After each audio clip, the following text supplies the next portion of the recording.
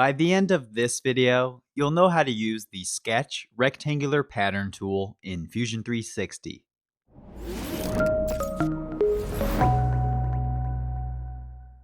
Before I get started, I just want to make you aware that I started a weekly Fusion 360 challenge, which will be posted every Monday. To see this week's challenge and to find out all the details on how to participate, simply click that link below in the video description. The Sketch Rectangular Pattern tool can be activated from the Sketch drop-down list or from the right-click Sketch menu. It's important to note that there is also a rectangular pattern tool located in the Create drop-down list, which works with three-dimensional objects, including faces, bodies, features, and components. However, the Sketch Rectangular Pattern tool, which I'll demo in this video, only works with two-dimensional sketch geometry. Be sure to stick around until the very end of this video, where I'll talk about some best practices on when to use the Sketch tool versus the Modeling Rectangular Pattern tool. The Sketch Rectangular Pattern tool comes in handy when you need to copy sketch geometry in a linear direction. The rectangular pattern feature gives you control over the size and spacing of the geometry without having to recreate each copy from scratch. For this tutorial, I'm going to use some demo geometry that I've gone ahead and set up. If you'd like to follow along, you can click the link down below in the video description to download the demo file. You'll see that I have this smaller rectangle in the corner of the larger rectangle. If I wanted the small rectangle cut out to be patterned across the bottom of this part, then I could use the Rectangular Pattern tool. I'll activate the Rectangular Pattern tool from the Sketch drop-down list. Then, I'll select the 4 sketch lines that make up this smaller rectangle. In the Rectangular Pattern dialog box, you'll see that the second option is the direction or plural directions, as you can select multiple directions. For the direction, you'll want to select a linear line, in which the pattern geometry will follow. For now, I won't select anything, as I like to select the distance type first. The next option in the dialog box is the distance type. You'll see that we have 2 different options to select from, with the first option being the extent option. With the extent option, you'll be defining the total length from the first pattern object to the last pattern object. I'll type out 160 millimeters for the distance input field, and you'll notice that the 3 smaller rectangles are now spaced out 160 millimeters from the left edge of the first rectangle to the right edge of the last rectangle. Because the extent option locks the distance into place, you'll see that the first and last objects do not move as I increase the quantity or the number of times the object is patterned. In some scenarios, you may not know the overall distance, and this is where the spacing type comes into play. I'll select the distance type drop-down selector, and then I'll choose the spacing option. Notice how the distance dimension changed from 160 millimeters to 40 millimeters, which was the current spacing in between each object. If I increase the spacing dimension from 40 to 60 millimeters, you'll see the sketch objects update accordingly. I'll hit Command plus Z on my keyboard to undo the previous dimension change. So if you're on a Windows computer, you'll want to hit Control plus Z. Let's now take a look at the direction selector. As of now, these patterned rectangles are simply following this horizontal line by default. However, with the direction selector, you can actually select any of the linear lines within your sketch geometry, including the angled and construction lines. For example, I could even select this diagonal construction line of the larger rectangle. Notice how the pattern objects now follow the same direction as the selected line. If you want to clear out your selections, you can simply click the X in the dialog box. Now you may have noticed by now that the dialog box has the quantity, distance, and the direction type listed twice within the dialog box. And that's because we can define two directions with the rectangular pattern tool. To define the second direction, we can either select a second direction, or you can simply drag the directional arrow. I'll drag the other directional arrow upward, and then I'll change the quantity to 3. If you now take a look at the fourth option in the dialog box, you'll notice it's a suppress checkbox.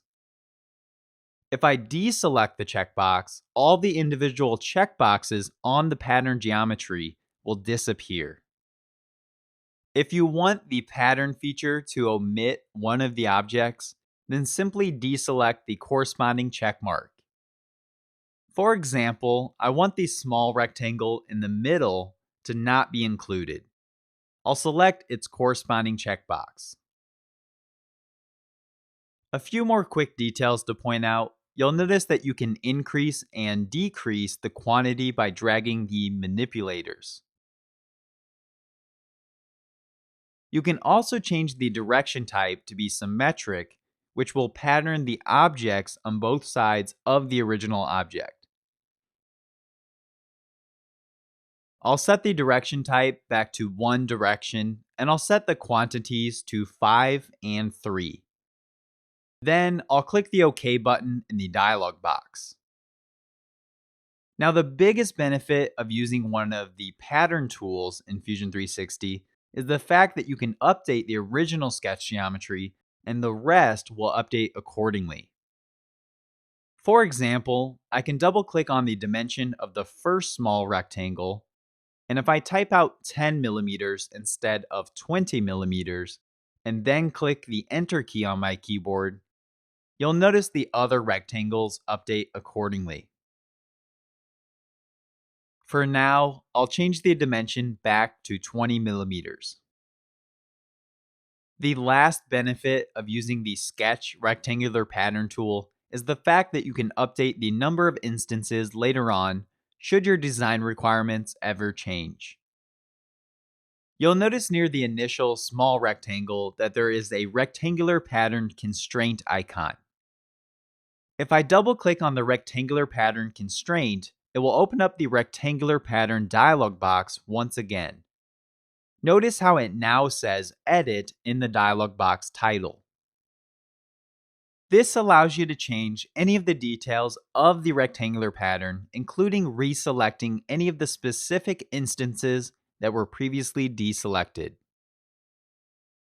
I'll deselect the one to the left and the one to the right of the center circle. For now, I'll click the OK button to confirm the results.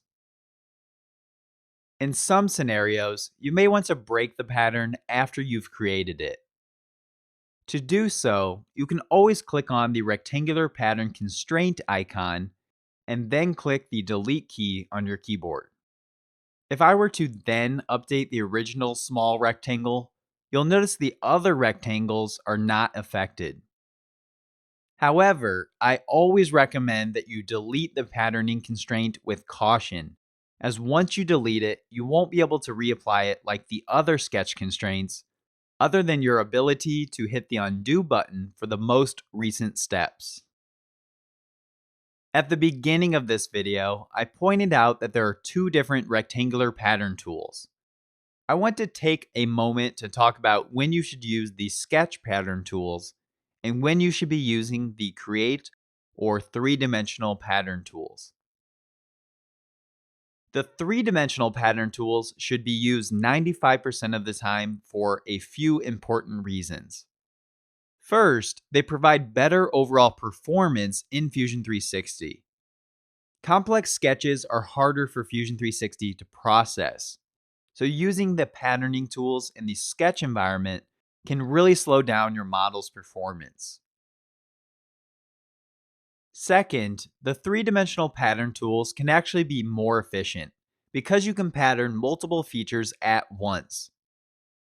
For example, if I wanted to cut these small rectangles out and add a fillet to each side, I could simply do this to the first rectangular cutout, and then I could pattern both the extrude cut and the fillet at the same time.